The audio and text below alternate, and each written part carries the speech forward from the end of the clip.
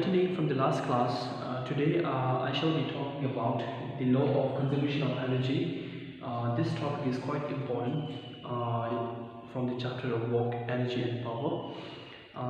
Let us start with this particular topic here, that is law of conservation of energy. Now, in order to study this particular law, I'm going to use one example here. Now, in that particular example, what we have to imagine is that at a certain kind of height, a ball is being kept on a certain height here, that is over here. Okay? You don't have to think about this one, but you have to think about this one here. At a certain height, a ball is being kept on a certain amount of height, and the height is 20 meter.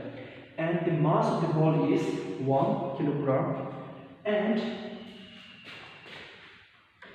g, that is the acceleration due to gravity. Because whenever an object is raised to a certain amount of height, it experiences some amount of acceleration from the gravity, which we used to refer to as acceleration due to gravity, and the value is 9.8 meter per second square. But instead of writing 9.8, we are going to take this as 10 meter per second square for our own comfort. Okay, so we are going to go for it now. Okay, I'm not going to tell you what actually is law of conservation of energy. You will come to know by yourself the moment we are done with this. Okay, yeah. Now at this point, how many amount of energy present in this particular object at this particular point? What I will say is that over here, the total energy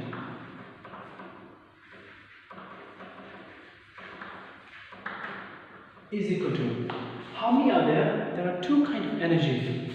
Energy number one is potential energy, and energy number two is kinetic energy, right? There are two kinds of energy. So now we are going to calculate. The formula for potential energy is mass into gravity into height plus potential kinetic energy is V square. Okay? So now at this point here, what is the mass of this particular object? That is 1 kilogram, right? 1 into, what is the value of G? 10 into, what is the value of height? That is 20 meter plus. If you calculate this 3, what you will get? 200 plus. Okay? Is that clear? Now over here, half into mass is 1. But is it moving, this particular object?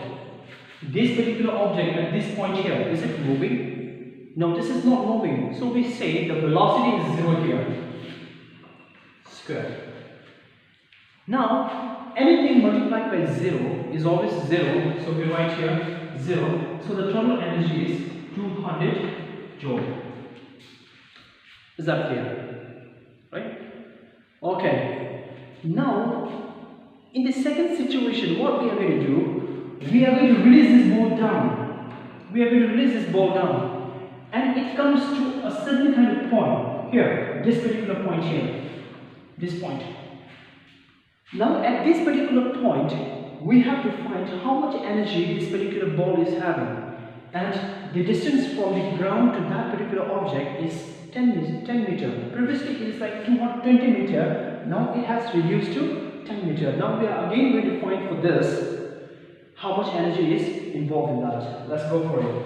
So total energy, once again we are going to find total is equal to potential energy plus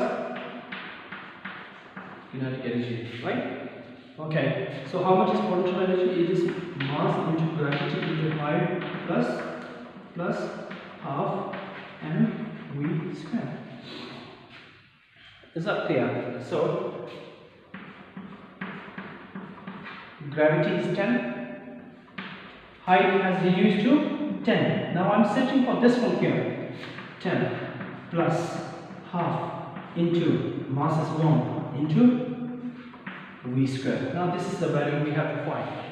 This is the value of V square. We have to find this value of V square. I'm going to use that, okay? Now, think about the motion which we have done before.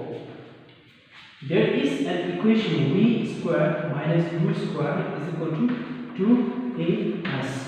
Okay?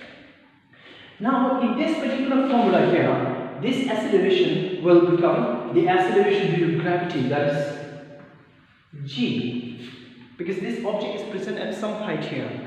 Now this particular s is the distance from here to this particular object, that is 10 meter, which I prefer to write this as h.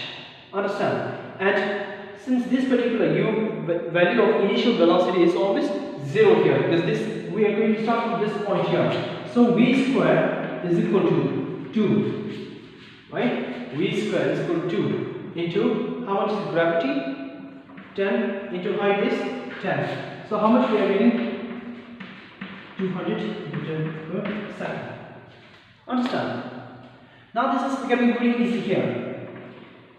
When you multiply all these three, what you will get? 100 plus, okay, half into 1 into, for v square the value is 200 meters per second. So instead of writing this v square, I can write 200 here. Understand? So I can cancel this. I will get 100. So again I will get 100 plus 1 into 100, 100. When you sum up these two, 200 joule. Understand? So it's coming out to the same. Over here, the total energy has been 200 joule, and over here also, the energy has been 200 joule. Is that clear? Okay. So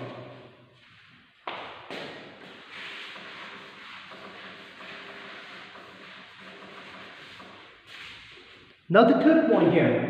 Now this ball reaches to this point here, this particular point here, where you see the height is somewhere in 1 meter or something, right? Okay, so I'm going to find now here again. For this, I will use a different kind of chalk here. Okay, so I'm going to use here problem.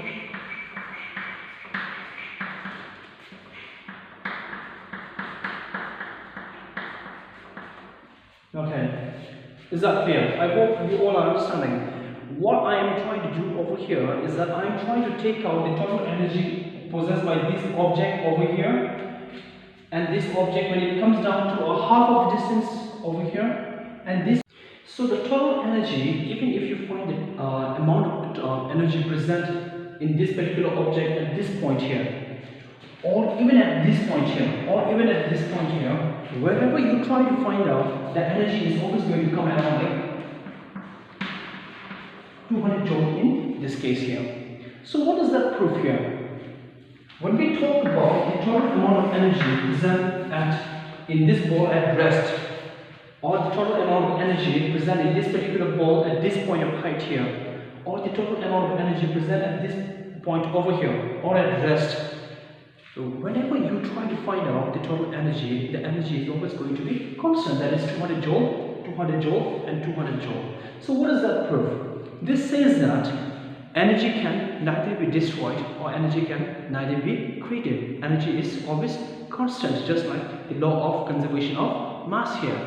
So in this, according to the law of conservation of energy, what does this say? That energy can neither be created nor destroyed, but energy can be converted from one form to another form, but energy can never be destroyed, or energy can never be like created or something, because energy is always going to be constant here.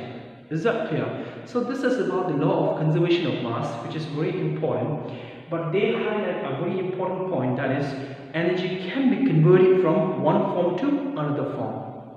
Is that clear? We have so many examples in our daily life. For example, the electrical energy is being passed into the into the fan, and they perform the mechanical energy of doing the work, right? The potential energy of the water in a dam, right? The dam water, and it flows down. Dam water, it flows down. The potential energy is being converted into kinetic energy, but the amount of energy present in the potential energy and the kinetic energy is totally same, that is constant.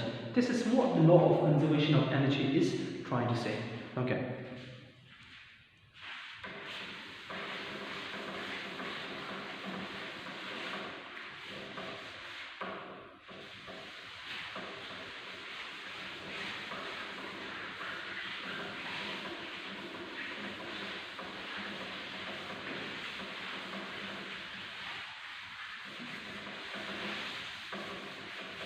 Okay, so now coming on to the last topic of this chapter, that is power.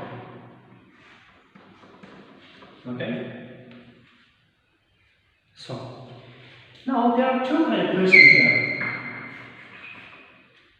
right?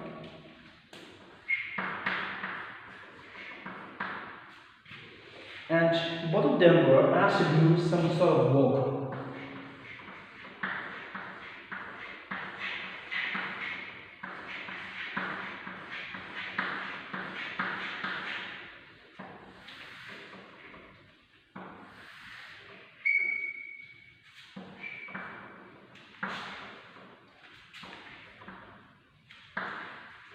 Okay, so now there are two persons here. Both of them has to move the same amount of stone from position A to position B, position A to position B, and you must make sure right now that both the A to B distance are same in this case here.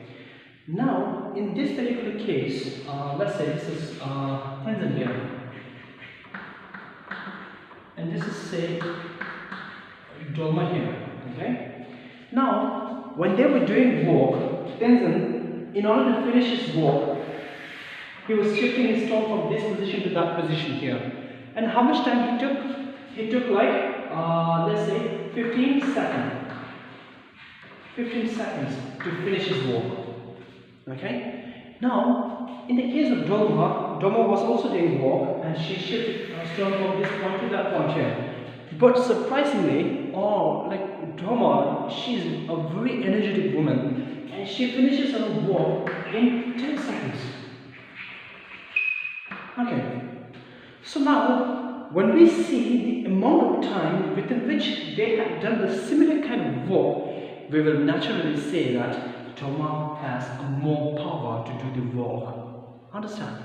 So whenever we talk about power, there are two important things that comes to our mind. Number one is work, and number two is time. So how we define power? Power we define as rate of doing work. Rate of doing work. Understand? Power is how we define as rate of doing work. If we write the formula for power, we write power is denoted by P. W by T. This is how we define.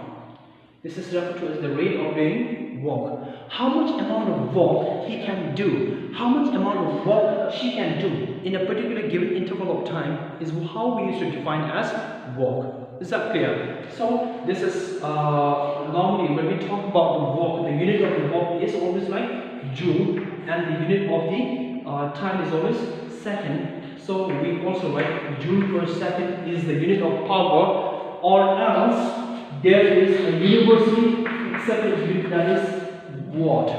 Watt is the unit of power. Is that clear? So this is the gist about the what do you call it? Chapter. Work, energy, and power.